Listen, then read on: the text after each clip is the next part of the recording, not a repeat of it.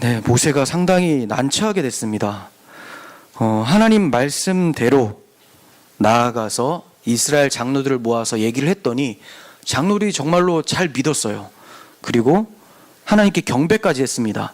이제 정말 하나님 말씀대로 되어져 가는구나 하고 이제 아론과 함께 바로 앞에 서게 됩니다. 그런데 반응이 이상해요. 바로 앞에 서서 여호와의 이름으로 얘기를 합니다. 1절 보시면 이스라엘의 하나님 여호와께서 이렇게 말씀하시기를 내 백성을 보내라. 그러면 그들이 광야에서 내 앞에 절기를 지킬 것이니라. 이렇게 말씀하셨습니다. 라고 하니까 바로가 어떻게 대답을 하죠? 여호와가 누구이기에 내가 백성을 보내고 나는 여호와를 알지 못하니. 이렇게 얘기를 해요. 여호와가 누구이기에 나는 여호와를 알지 못한다 라고 하면서 거절을 합니다. 이것은 여호와를 진짜로 몰라서 그러는 건 아니죠. 지식은 있어요. 자기 백성, 자기 노예들의 하나님이라는 거는 잘 알고 있고 들은 바도 있고, 그런데 하나님 여호와를 아예 모르는 것처럼 얘기를 하는데 여기서 안다라는 단어는 이 야다라는 단어죠. 야다. 그래서 관계성에서 맺어지는 그런 정체성에 대한 것을 아는 것을 얘기해요. 그러니까 바로는 당연히 모를 수밖에 없죠. 즉 하나님에 대한 것은 들었지만 그분에 대해서 무시하고 인정치 않는 것을 의미를 하고 있어요. 지금 이러한 갈등이 이 바로 왕과 여호와가 누구냐 나는 알지 못한다 이렇게 발언을 했을 때 하나님과 대척점에 서게 되는 바로를 보게 된다는 거죠. 이거는 어떤 느낌이 있나요? 신이 있고 애굽에 또 다른 신이 있는 것처럼 등장을 하는 거예요. 그러니까 하나님이라는 신이 애굽 왕 바로라고 하는 신성화되어 있으니까 이 신에게 가서 얘기했더니 네가 뭐냐, 내가 신이다, 이런 개념으로 지금 거절을 하고 있는 것이죠. 자, 이러한 갈등은 앞으로 정말 계속 나옵니다. 어디서 나오느냐? 하나님께서 10가지 재앙을 내리시죠. 이 10가지 재앙은 애굽의 신들과 하나님과의 전쟁이에요. 물론 하나님이 다 박살을 내죠. 즉 너희들이 믿는 그 신 하나도 구원할 수 없고 능력이 없는 신들이다, 우상들이다라는 것을 그냥 하나님께서 드러내 보이신다는 거예요. 그래서 이 바로와 이 모세의 갈등, 바로와 모세가 전한 하나님의 갈등은 앞으로 여호와와 애굽 신들과의 싸움의 서막임이 나타나고 있는 거예요. 하나님이 이제 10가지 재앙을 내리실 텐데 이 내리시는 궁극적인 목적이 뭘까요? 이스라엘을 포함한 온 애굽이 하나님이 여호와 하나님이 참 신이라는 것을 알게 하려 하는 데 목적이 있는 것이죠. 그래서 출애굽기 보면 상당히 이런 거 많아요. 그들로 내가 하나님임을 알게 할지어다, 이렇게 표현이 많이 나오죠. 7장에도 나오고 8장, 9장, 10장, 14장 이렇게 나오는데 찾아보지는 않겠습니다. 그러니까 하나님은 이 10가지 재앙을 통해서 여호와를 아는 지식이 온 애굽 땅에 충만해지기를 바라는 마음으로 재앙을 내리시는 것이죠. 온 애굽은 이스라엘이 떠나갈 무렵에 여호와가 어떠한 분인지를 그제서야 확실하게 깨닫게 됩니다. 그러니까 미리 하나님의 권위를 인정하고 협조했으면 좋았을 텐데 한참 얻어 터지고 나서 장자까지 죽고 나라가 거의 초토화되고 나니까 그때 보내게 되는 것이죠. 우리가 이러한 부분을 보면 그 어떤 누구도 하나님과 싸워서 이길 수 없다는 것을 알게 돼요. 그 어떤 무엇도. 지금 애굽 왕 바로는 온 세상에 지금 기근이 들었을 때 이 애굽에 다 몰려와서 구원의 나라로 등장을 했었잖아요. 이 애굽이라는 나라가 거기에 왕이에요. 굉장히 신성화되어 있는 왕이죠. 신이죠. 애굽의 신입니다. 바로는. 그런데 하나님 앞에서 아무것도 할 수 없는 것을 보게 돼요. 시작은 이렇게 얘기해요. 여호와가 누구기에 나는 여호와를 알지 못한다. 그랬지만 하나님의 결과는 어떻게 됩니까? 애굽의 재앙이죠. 여기에 대해서 빠져나갈 수가 없습니다. 우리도 혹시 이와 같이 바로와 같이 고집스러움과 교만함이 있진 않은지 살펴봤으면 좋겠어요. 여호와가 누구이기에 이런 말은 안 하죠. 하지만 우리 하나님 앞에 원망할 때 있잖아요. 하나님이 도대체 뭔데 그러세요? 이런 말은 안 하시겠지만 개념 없는 사람들은 또 하긴 해요. 근데 그걸 묻기 전에 내가 누군지를 안다면 그 얘기를 못하죠.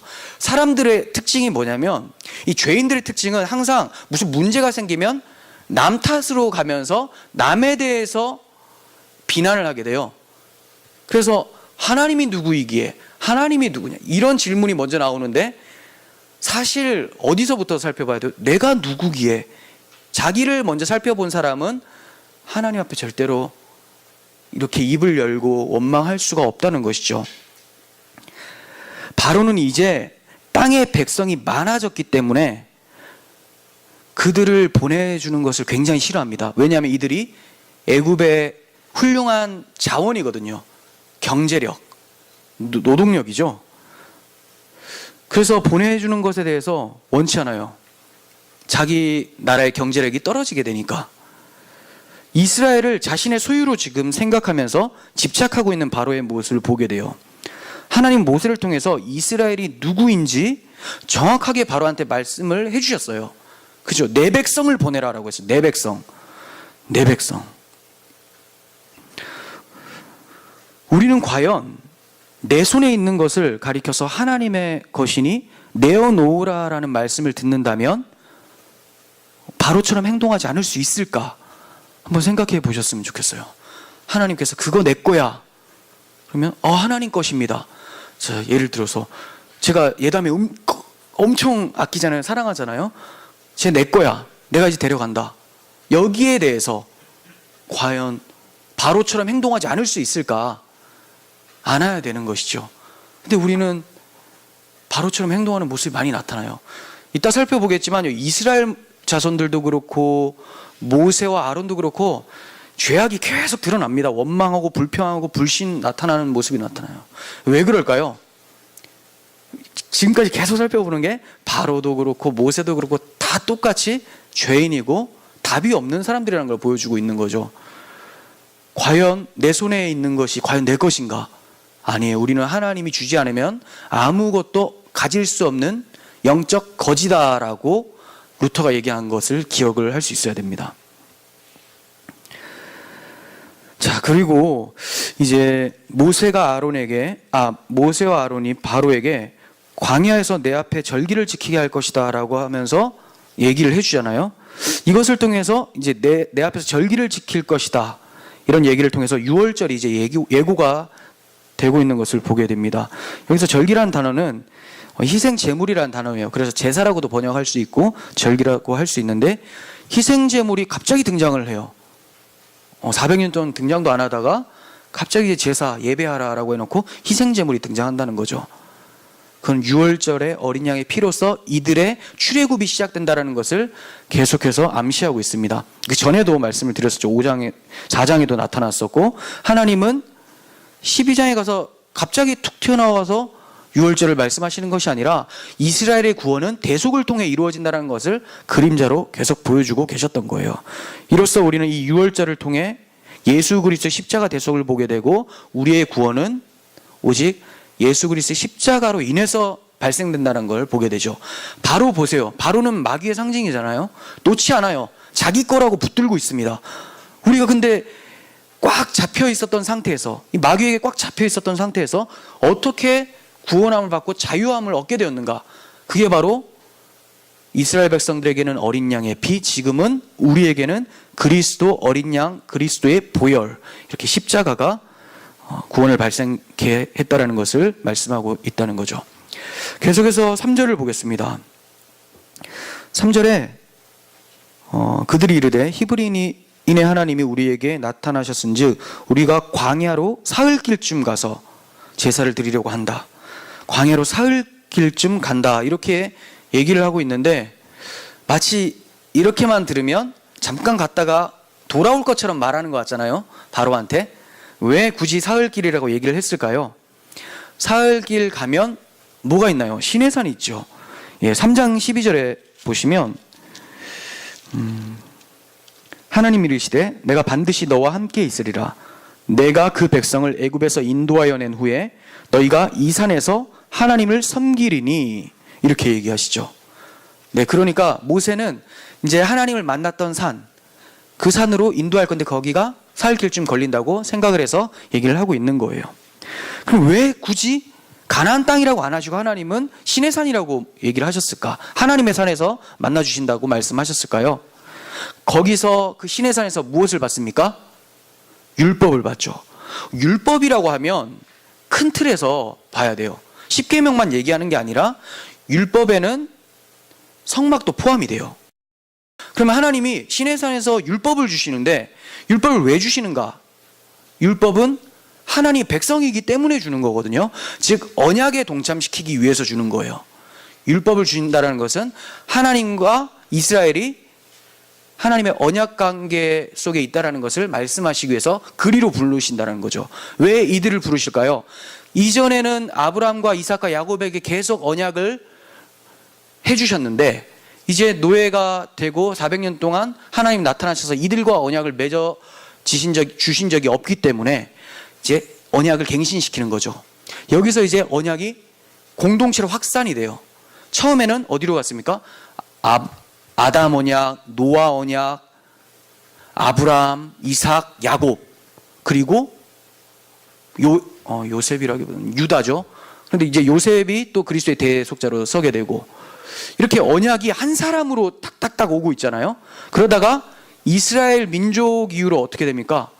이스라엘 야곱 이후로는 이스라엘 백성 전체 가운데로 퍼져버리게 되는 거예요. 백성과 언약을 맺겠다. 그전에는 한 사람을 택해서 언약을 맺었는데 이제 이스라엘 백성 전체와 언약을 맺으신다. 이것을 말씀하기 위해서 신의 산으로 부르는 거예요. 이것을 이제 언약의 점진적 계시라고 부를 수가 있습니다. 자, 그래서 광야에 사흘쯤 간다라고 했는데 그러면서 모세가 이렇게 얘기를 해요. 우리 갈 수 있도록 허락해 주세요. 그죠? 허락해 주세요. 이거 허락 받을 일입니까? 지금 자기가 바로의 백성이라고 생각을 하고 있는 거죠. 하나님의 백성이니까 하나님이 나오라고 하면 나오면 되는데 우리는 가겠다.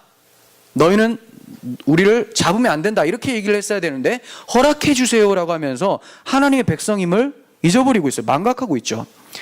모세조차도 허락을 받아야지만 나올 수 있는 바로의 백성이라고 생각을 하고 있는 거예요. 그래서 그가 이렇게 얘기를 하죠. 3절 하반부에 보시면 여호와께서 전염병이나 칼로 우리를 치실까 두렵습니다. 당신이 우리를 보내주시지 않으면 여호와께서 전염병이나 칼로 우리를 치실 것입니다. 여기서 우리는 어디까지 포함할까요? 하나님이 애굽에 재앙을 내린다고 했죠. 여러 가지 재앙을 내리신다고 말씀하셨는데 그렇다면 그 애굽에다가 자기들도 포함을 시키고 있는 거예요. 왜? 자기 나라라고 생각하고 있으니까. 지금 가나안 땅으로 가야 되는데 아직까지 애굽이 내 조국, 내 민족이라고 생각하고 있는 사고가 사라지지 않았다라는 거죠. 그래서 애굽 범주 안에 우리라는 단어를 써서 자기들도 집어넣고 있는 것을 보게 돼요.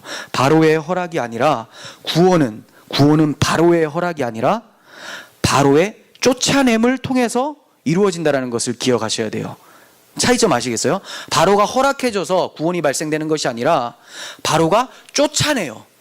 왜 쫓아낼까요? 같이 있기 싫으니까. 너무 싫으니까 야 너 나가. 하나님이 그렇게 만들어버린다는 거예요. 즉 하나님의 심판으로서 이스라엘 백성들이 나오게 되는 거지 바로의 허락을 통해서 나오지 않는다는 거죠. 허락을 받아서 나온다는 것은 여전히 나와도 여전히 광야에 있다 하더라도 여전히 바로의 백성이 되는 거예요. 그래서 바로가 그들을 쫓아내버리게 되는 것을 나중에 발견하게 됩니다. 자, 4절 보겠습니다. 애굽 왕이 그들에게 이르되 모세와 아론아 너희가 어찌하여 백성의 노역을 쉬게 하려느냐 이렇게 얘기하죠. 어찌하여 물어보는 것이 아니라 궁금해서 물어보는 거 아니에요. 어째서 쉬게 하려느냐 묻는 게 아니라 어이없어 하면서 혼을 내고 있는 거예요. 의문사긴 한데 지금 상황이 어이없어서 혼을 내고 있죠. 왜 어이가 없고 혼을 냅니까? 바로에게 노역을 쉬게 하는 것이 어이가 없는 일이라는 거예요. 왜냐하면 바로는 애굽 백성을 계속 돌리는 것 자체를 기쁨으로 여깁니다. 경제력으로. 자기 힘이라고 여기죠. 자기 수하에 있는. 그런데 이거를 쉬게 한다는 것이 굉장히 어이없는 일이에요. 이런 사고는 우리들도 있습니다. 꼭 그런 건 아닌데 주일날 예를 들어서 장사를 하잖아요. 네, 그걸 뭐라고 한다는 건 아니에요. 지금 이제 표현을 하자면 이제 하나님께서 뭐 그런 마음을 주셨어요. 주일날 뭐 열면 안 되겠다. 그런데 거기에 대해서 아니 이게 그러면 이걸 접으면 하나님은 그만큼 보상을 해주시겠지. 그러면 이걸 일을 안 해도 6일만 해도 7일 안 하고 6일만 해도 뭔가 굉장한 보상이 있겠지라고 생각을 한다면 이게 이제 바로의 사고랑 똑같은 거죠. 바로가 아까 어떻게 했습니까? 하나님이 누구이기에 나는 하나님 알지 못한다. 왜? 그 보내줘 버리면 내 노동력이 그 빼앗겨 버리고 경제력이 떨어지니까 손해 본다는 거예요. 여기에 대해서 따를 수가 없다라는 거예요. 근데 우리가 하나님 요구대로 그걸 안 한다고 할지라도 그런 사고로 안 한다면 바로하고 똑같다라는 거예요. 이해가 되시죠? 뭔가 나한테 내가 생각할 때 이득이 되면 하나님의 뜻을 따르고 아니면 따르지 않겠다. 이게 바로 바로의 사고인 거죠. 바로 입장에서는 절대로 놓아줄 생각이 없습니다. 자기 재산이에요. 노동력 부리는 것을 기쁨으로 여깁니다. 이와 같이 마귀는 세상을 노동을 통해서 통치를 합니다. 여기서 말하는 노동이라는 것은 뭐 밥 먹고 살기 위해서 힘들게 일하는 것을 말하는 게 아니라 제가 마귀가 세상을 노동을 통해서 통치한다라고 말씀을 드렸는데 여기서의 노동은 심신을 괴롭게 함을 말씀을 드리는 거예요. 수고하고 무거운 짐진 것. 예, 마귀는 계속해서 우리를 돌리는 거죠. 계속 혼란스럽게 하고 괴롭게 하고 이걸 통해서 얼마나 기뻐하는데요, 그놈이. 그러니까 이걸 놓아주라라는 말을 얼마나 싫어할까요? 그렇게 할 수 없어요. 그게 자기 기쁨인데. 이러한 상태가 바로보다 더 악한 마귀의 통치를 받는 상태인 거예요. 우리들도 세상 사람들이 예수님을 통해서 자유함을 얻지 못한 모습을 보게 된다면 지금 애굽의 통치를 받는 이스라엘 백성들만 불쌍하게 여기는 것이 아니라 그들을 더 불쌍하게 여기면서 안타까워하는 마음으로 복음을 전할 수 있어야 되겠죠. 모세와 아론과 같이. 물론 이들의 모습이 지금 바람직하진 않지만 일단 나아갔잖아요. 우리도 그렇게 나아가서 하나님 말씀대로 내 백성을 보내라 라고 해야 돼요. 누구한테 얘기해요? 바로는 대상이라도 있는데 마귀는 없는데 어떻게 얘기합니까? 세상 사고가 그게 아니라는, 그 세상 가치가 아니라는 것을 그 사람한테 알려주면 그가 듣고 불신자 안에 있는 마귀 바로가 풀어주게 된다는 거죠. 복음을 듣고. 이게 좀 너무 영적인 의미로 가나요? 그래서 비유적으로 말씀을 드리는 건데, 네, 이와 같이 우리가 불신자들이 하나님 알지 못하는 것에 대해서 안타까워하는 마음으로 또 나갈 수 있어야 되는 거예요. 바로가 이렇게 얘기를 합니다. 모세하고 아론한테 너희의 노역이라 해라. 가서 네 할 일이나 해라 이거죠. 이거는 바로 눈에는 하나님이 보내신 구원자들 또한 자기 종으로 보면서 무거운 짐을 지우려고 하는 거예요. 이러한 사고를 마귀가 하고 있기에 예수님이 사람들에게 노역을 쉬게 해주시려고 오셨을 때 어떻게 합니까? 십자가에 못 박아버리죠. 그를 괴롭히죠. 그리스도인들 또한 노역을 쉬게 하려고 전도를 하게 될 때 일어나는 일들이 뭡니까? 그리스도인을 박해하게 되죠. 그러니까 양쪽 다 박해가 일어나요. 전도하는 사람에게 박해가 일어나고 꼭 교회 나오려고 이제 마음먹었던 불신자가 그 전날에 진탕 약속이 잡혀가지고 술 먹고 쓰러져가지고 못 나오고 이런 여러 가지 유혹들과 박해들, 뭐 내재적 박해, 외부적 박해 다 일어나죠. 근데 이게 바로를 통해서 우리가 보게 되는 것이죠. 그리고 이제 6절에서 9절까지 내용을 좀 보시면 바로가 감독들과 기록원들을 불러가지고 얘기를 합니다. 자, 얘네들이 게을러 터져가지고 지금 예배한다고 하니까 정신없게 해라. 굉장히 혹독한 노동을 시켜가지고 아예 그런 거짓말 믿지도 못하도록 만들어 버려라. 이렇게 얘기를 합니다. 자, 왜 제사를 드리려고 한다고 하죠? 게으르기 때문에 이런 소리를 한다. 이렇게 얘기를 해요. 8절에서. 바로는 하나님께 제사를 드리는 것을 자신이 시킨 일에 게으르게 행하는 것으로 간주를 합니다. 17절에서도 게으르다 두 번이나 강조해요. 히브리어에서 두 번 강조하면 뭐 히브리어뿐만이 아니라 뭐 모든 게 두 번 강조하면 강조죠. 반복하면. 예. 정말로 게을러 터졌다. 세 번역에서는 게을러 터졌다라고 쓴 것 같은데 비슷하게 썼어요. 게을러 터졌다. 예. 그러니까 자기한테 게으르면 하나님을 예배하게 되는 것이고, 하나님을 예배하는 자는 바로한테 게으르게 돼요.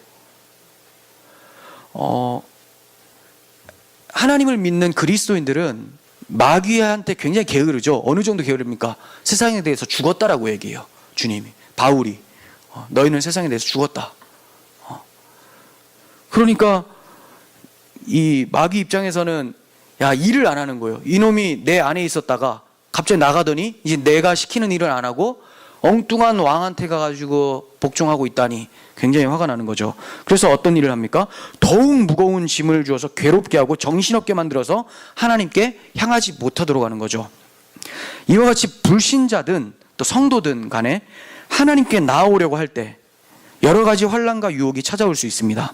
자신에게 게으르다고 판단이 되기 때문에 더욱 강하게 박해를 하는 것이죠. 이것을 이상하게 여겨서는 안 돼요. 마귀로서는 당연한 처사죠.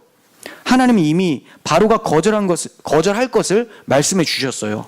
그러니까 불시험이 찾아와도 이상히 여기지 말고 오히려 고난을 즐거워하라라고 베드로 사도가 얘기를 했었죠. 한번 볼까요? 4장 12절. 베드로전서 4장 12절.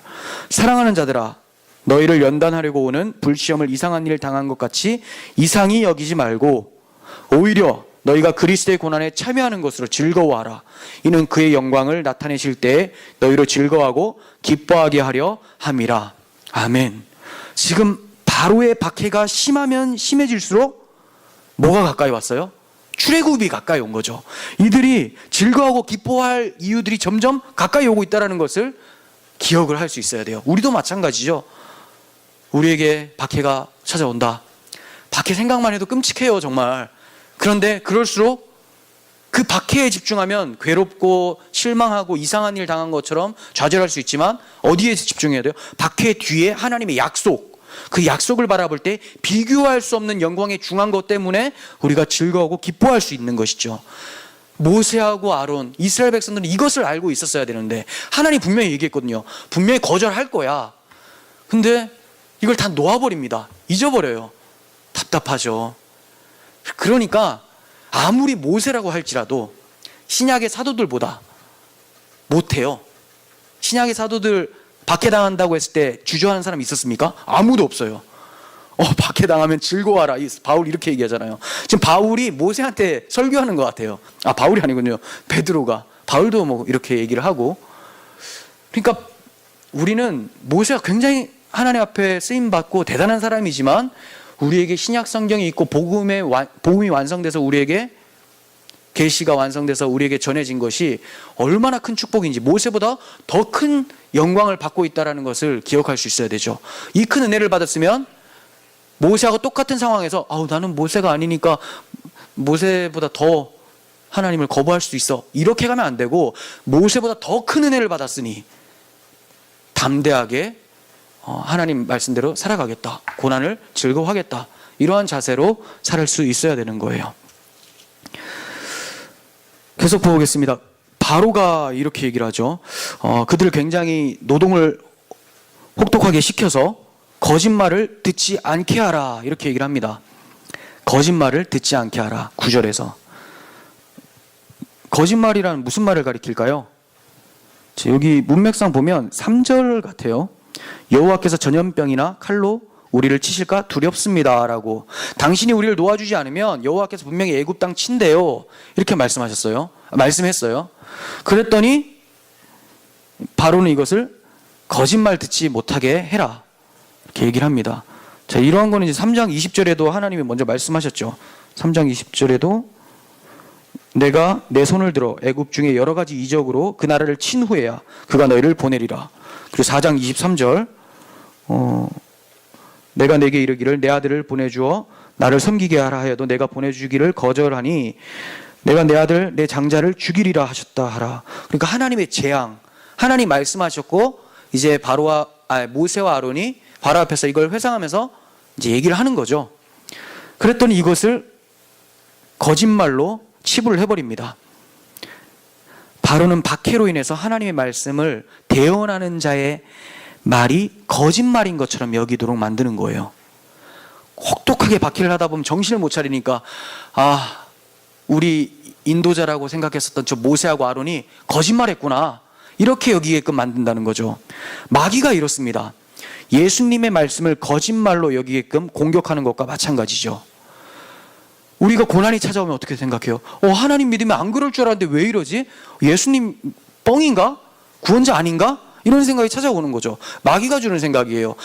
하나님이 언제 내 말대로 가면 탄탄대로로 바로가 굽신거릴 것이다, 언제 얘기했습니까? 분명히 거절할 거야.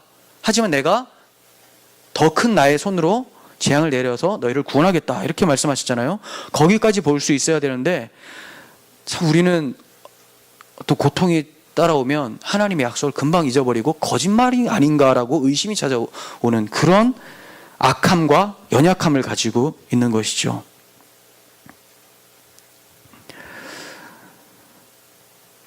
또 마귀 스스로도 하나님이 거짓말을 했다고 생각을 해요. 이제 이게 무슨 말이냐면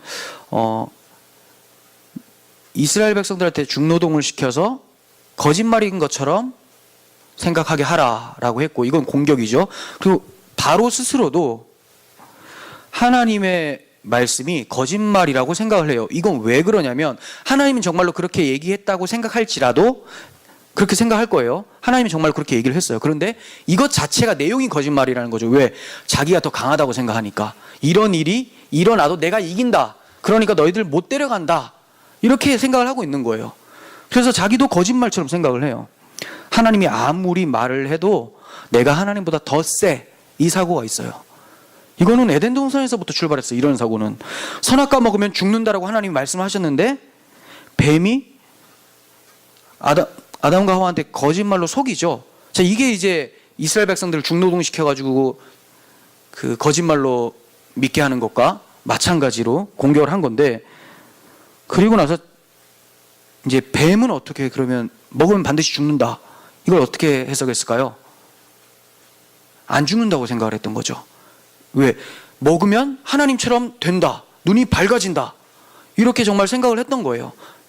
그게 죽는 건데, 그러한 깊은 뜻은 모르고 하나님 죽는다고 했지만 안 죽어, 하나님처럼 될 수 있어 라고 믿어버린 거죠. 하나님이 거짓말쟁이라고 생각을 하는 거죠, 뱀은.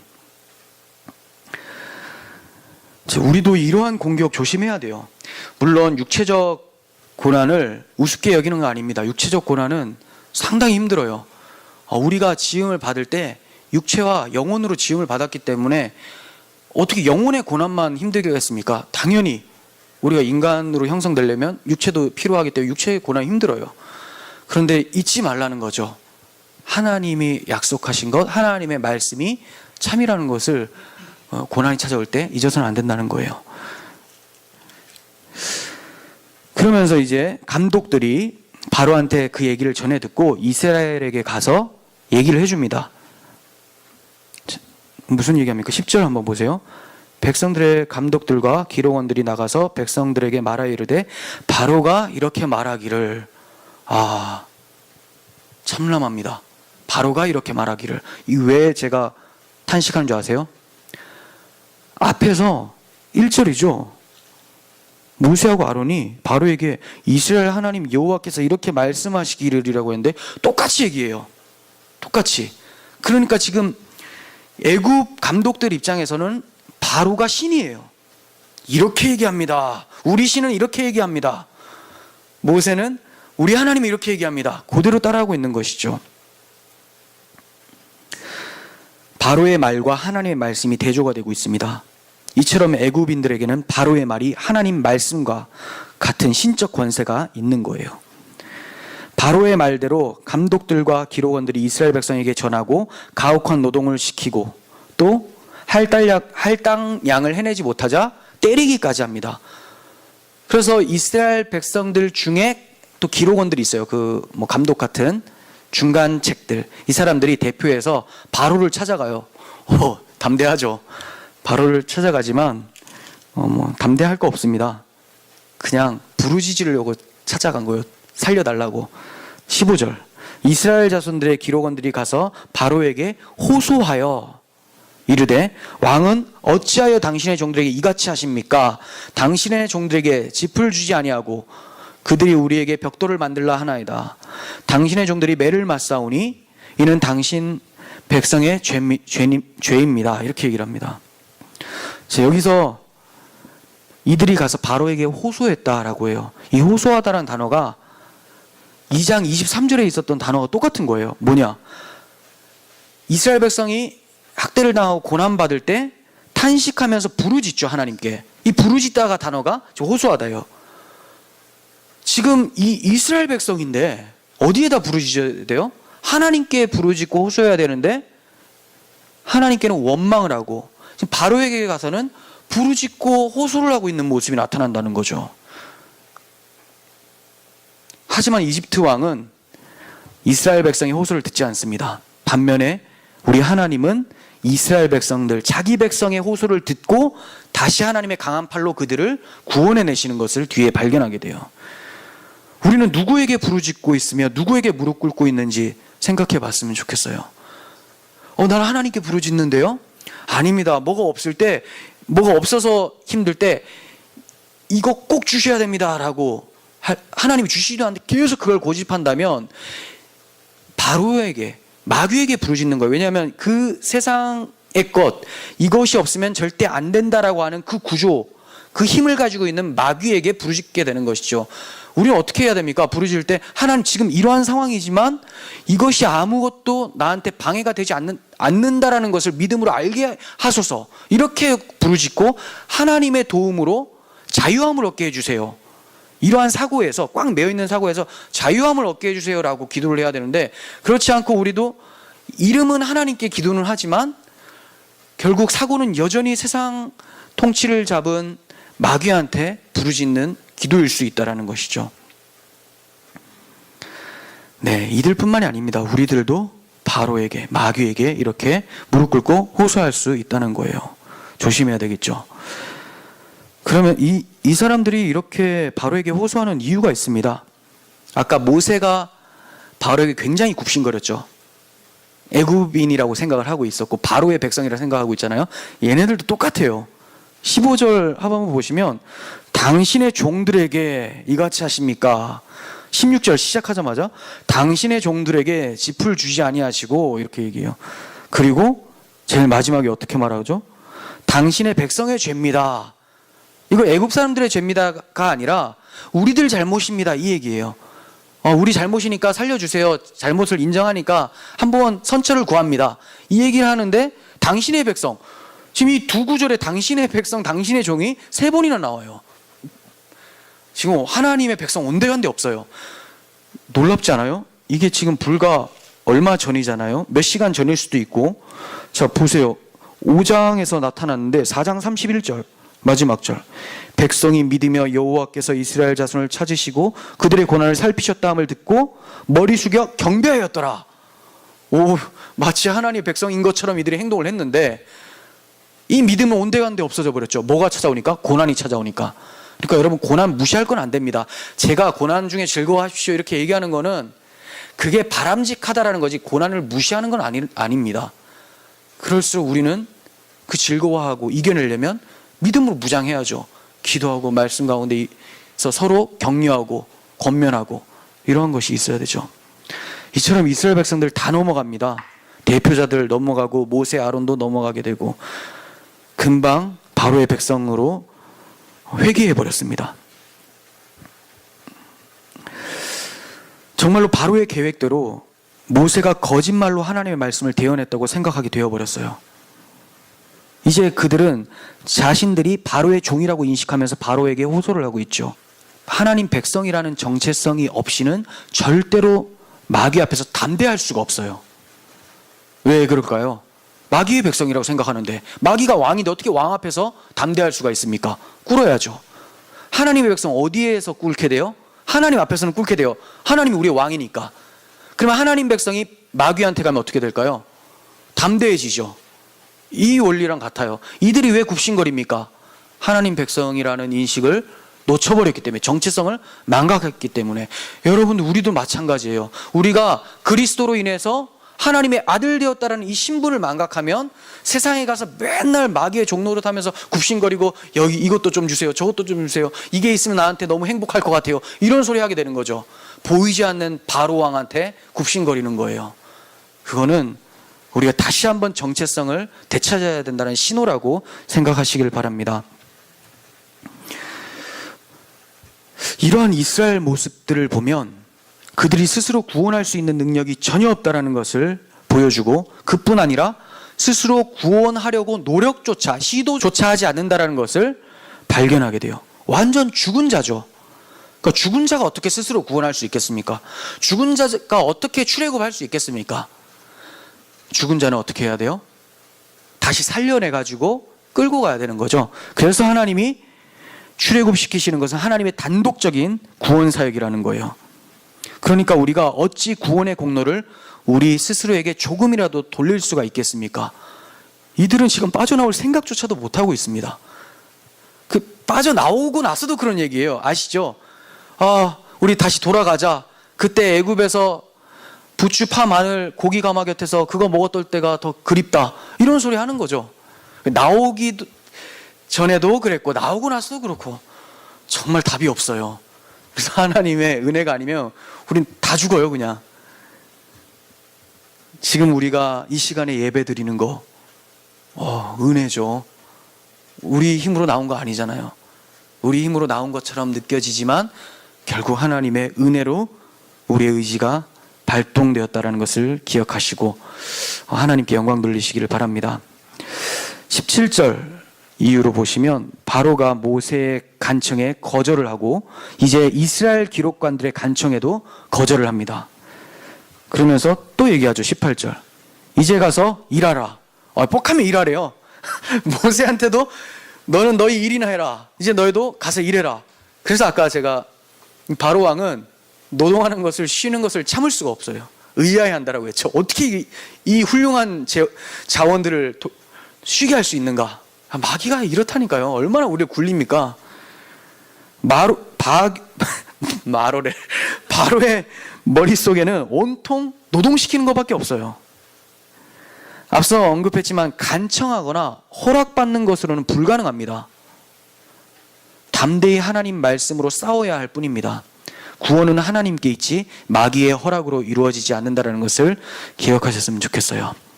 19절부터 보겠습니다. 기록하는 일을 맡은 이스라엘 자손들이 너희가 매일 만드는 벽돌을 조금도 감하지 못하리라 함을 듣고 화가 몸에 미친 줄로 알고, 자 이제 큰일 났다. 이거 큰일 났다. 우리 더 힘들어지겠구나 하고 그 이유를 뭐라고 생각을 하죠? 바로가 얘기했죠. 모세가 와서 게을러 터져가지고 이런 얘기 하더라. 그러니까 너희들 지금 짐 좀 더 줘야 돼 라고 했으니까 책임이 어디로 가는 거예요? 모세하고 아론에게 다 가는 거예요. 그래서 이제 우리 큰일 났다. 이 모세 아론 죽었어, 만나기만 해봐. 이러면서 나왔는데 하필 모세하고 아론이 딱 길가에 있는 거죠. 아마 찾아온 것 같아요. 이들이 혹시 실족했거나 하면 어떨까 하면서 이제 찾아간 것 같은데 딱 만났죠. 만나서 어떻게 얘기를 합니까? 저주를 퍼붓고 막 난리가 나요. 원망하고 저주하고. 그러면서 하는 말이 너희가 우리를 바로의 눈과 그의 신하의 눈에 미운 것이 되게 하였다, 이렇게 얘기해요. 좋은 거 아닌가요? 좋잖아요. 바로의 눈과 신하들의 눈에 미운 것이 돼야지만 출애굽이 발생돼요. 아까 제가 말씀드렸죠. 허락받고 나가는 게 아니라 쫓아낸다라고 했죠. 미워야지 쫓아내죠. 근데 그게 너무 싫은 거예요. 출애굽하는 과정 가운데 괴로움이 조금이라도 따르니까 그게 싫어가지고 이제 불평하면서 화를 내고 있습니다. 이들은 지금 하나님이 보내신 자를 믿지 못하는 불신앙을 보여주고 있습니다. 이러한 이스라엘 모습은 신약 시대에도 동일하게 나타나요. 예수님이 힘없이 십자가에 매달린다고 하니까 어떻게 해요? 다 흩어져 버리죠. 그 전에 오병이어 사건, 떡과 생선을 많은 사람들한테 주셨을 때는 뭐 엄청 따르더니 이제 내가 십자가에 죽어야 되겠다라고 했더니 다 흩어져 버려요. 그리고 흩어지는 것뿐만이 아니라 십자가 앞에서 다 주님을 저주를 하고 부인을 해버리죠. 우리 또한 내 생각대로 일이 진행되지 않고 고난이 찾아오면 예수님이 정말로 하나님이 우리를 구원하시려고 보내신 구원자가 맞는가? 이런 의심을 하고 있지 않습니까? 하나님께서 본문을 통해서 바로의 완악함과 모세와 아론 그리고 이스라엘의 불신을 드러내고 있는 거예요. 의인은 없나니 하나도 없습니다. 정말 한 명도 없어요. 한 명이라도 있었으면 주님이 안 오시고 모세가 대신했을 텐데 모세는 아웃됐죠. 여기서 뭐 이것뿐만이 아니라 부를 때부터 계속 아웃이었어요. 이 사람은. 근데 그래도 하나님이 쓰세요. 참 하나님의 인내를 따라갈 자가 없습니다. 그래서 하나님은 그 베드로후서에서도 주께서 오래 참으셔가지고 하루를 천년같이 꼭 참고 기다리고 계신다라고 표현을 하고 있죠. 그 하나님의 인내 앞에서 우리는 잠잠하게 하나님을 바라봐야 되는 것이죠. 결국 22절과 23절을 통해서 끝까지 모세의 불신을 드러내시는 하나님의 역사를 보게 됩니다. 22절 보세요. 모세가 여호와께 돌아와 아뢰되. 자, 이제 다 지금 오늘 이 5장이 다 만남과 이루어졌어요. 모세하고 바로가 만났다가 바로가 감독관들 만났다, 감독관들이 이스라엘 백성들 만났다가 이제 이스라엘 백성들이 또 다시 모세 만나고 모세가 하나님께 딱 나가는 건데 다 만남 가운데 뭐가 발생됩니까?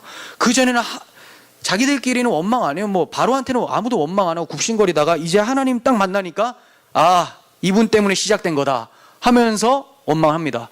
이거 완전 선악과 먹은 아담과 그 뱀의 모습, 아담과 하와의 모습 아닙니까? 너 누가 먹게 했냐? 하나님 만드신 여자가 먹게 했습니다. 여자 너 누가 먹게 했냐? 하나님 만드신 뱀이 먹게 했습니다. 뱀 너 뭐냐? 죄송합니다. 이런 상황이죠. 그래서 모세가 여호와께 딱 돌아가서 주여 어찌하여 이 백성이 학대를 당하게 하셨습니까? 어찌하여 나를 보내셨나이까? 아까 이거 혼낼 때 답답해서 원망하는 말투라고 했죠. 어찌하여? 궁금해서 그런 거 아니에요. 화난 거예요. 내가 바로에게 들어가서 주의 이름으로 말한 후부터 그가 이 백성을 더 학대하며 주께서도 주의 백성을 구원하지 아니하시고 계십니다. 이렇게 얘기를 해요. 분명 하나님이 일이 이렇게 될 거라고 말씀을 하셨는데도 불구하고 불평과 원망을 하고 있습니다. 물론 모세가 거절의 당혹감 때문에 불평하는 것은 아니에요. 하나님이 이렇게 더 고통이 심하게 될 거라는 것을 말씀 안 해주셨거든요. 그래서 이게 너무 당혹스러워가지고 불평 원망하고 있는 거지만 어쨌든 하나님께 불평을 하고 있어요. 묻는 게 아니죠. 원망하고 있는 거예요. 하나님의 백성은 하나님께 영광을 돌려야 되는데 지금 오히려 원망을 하고 있어요. 모세조차도 하나님이 택하셔서 부른 사람조차도 사람은 다 거짓되되 하나님만 참되시다고 우리는 찬양해야 될 것입니다. 모세는 무엇 때문에 이렇게 됐다고 얘기를 하고 있죠? 하나님 앞에서 주의 이름 때문에, 그 주님의 이름 때문에 이렇게 된 거 아닙니까? 이름이 화근이라는 거예요. 이 이름 괜히 주셔가지고 주의 이름으로 말한 후로부터 이런 일들이 발생했습니다. 주의 이름은 하나님의 백성이 영광 돌려야 될 제목인데 원망하는 제목으로 바뀌어버린 거죠. 지금 이걸 잘 아셔야 돼요. 주의 이름으로 나아갈 때는 박해가 따르기 마련입니다. 요한복음 15장 18절 보십시오. 세상이 너희를 미워하면 너희보다 먼저 나를 미워한 줄 알라. 너희가 세상에 속하였으면 세상이 자기의 것을 사랑할 것이나 너희는 세상에 속한 자가 아니요 도리어 내가 너희를 세상에서 택하였기 때문에 세상이 너희를 미워하느니라. 정말 예수님 말씀대로 이들이 지금 굽신굽신거렸잖아요. 주의 이름으로 나아가지 않고 계속 굽신댔으면 그들을 사랑했을 거예요. 훌륭한 노동력, 내 자원. 그런데 주의 이름으로 탁 나가니까 어떻게 됩니까? 이거 안 되겠구나. 박해가 따르는 거죠. 예수님이 박해를 받았으면 그와 함께 연합된 예수님의 제자들도 다 박해를 받게 됩니다. 각오를 하고 나가야 되죠. 그래서 함부로 주님의 이름 가지고 나가면 안 돼요. 믿음 없는 사람이 나도 그래도 교회 좀 문턱을 밟아봤으니까 전도하러 한번 나가가지고 전해봐야 되겠다 하다가 한번 된통 박해당하고 나면 예수를 오히려 미워하고, 주님 이름 괜히 전해가지고 이렇게 됐다. 후회하니까 복음의 가치를 알지 못하면 절대로 바꾸려고 해서는 안 되는 거죠. 자기의 고통과 주의 이름을 바꾼다? 그 능력을 바꾼다? 안 돼요. 네. 그렇지만 이 주의 이름의 능력을 아는 사람들은 어떡합니까? 박해를 받아도 박해 뒤에 찾아오는 그 이름의 능력을 알기 때문에 그것을 바라보고 견디는 것이죠. 모세에게 그리고 이스라엘에게 알려주신 하나님의 이름이 뭐였어요? 뭐였죠? 여호와, 예호바. 여호와가 하나님의 이름이잖아요. 뜻이 뭐예요? 스스로 있는 자. 그리고 수식어가 항상 만군의 여호와에서 군대의 하나님, 전쟁의 하나님, 언약의 하나님. 항상 여호와라고 할 때는 아브라함, 이삭, 야곱에게 나타나는 하나님을 강조하기 때문에 언약의 하나님 다 가지고 있어요. 이 이름의 뜻을 잃어버리는 자는 고난이 찾아오면 오히려 그 이름을 원망하게 되는 거예요. 여호와라는 이름 분명히 말씀해 주셨는데 모세가 딱 듣고 계속 기억을 했어야 되는데 나가더니 여호와께서 이렇게 말씀하셨다 하고 고난당하니까 여호와라는 이름 때문에 이거 망했습니다 이렇게 얘기하고 있는 거죠. 그 이름의 의미를 몰라요. 우리 그 이름의 의미를 다 배웠었죠. 구원이죠. 하나님의 능력이죠. 존재 자체의 신, 창조주 하나님을 얘기하는 거잖아요. 이걸 잊어버리니까 하나님의 이름에 원망 돌리고 고난을 이겨낼 수 없었던 거예요. 하나님이 모세에게 가르쳐 주신 능력의 이름 여호와, 이제 그 이름이 우리에게는 예수 그리스도로 바뀌어서 전해지고 있는 것이죠.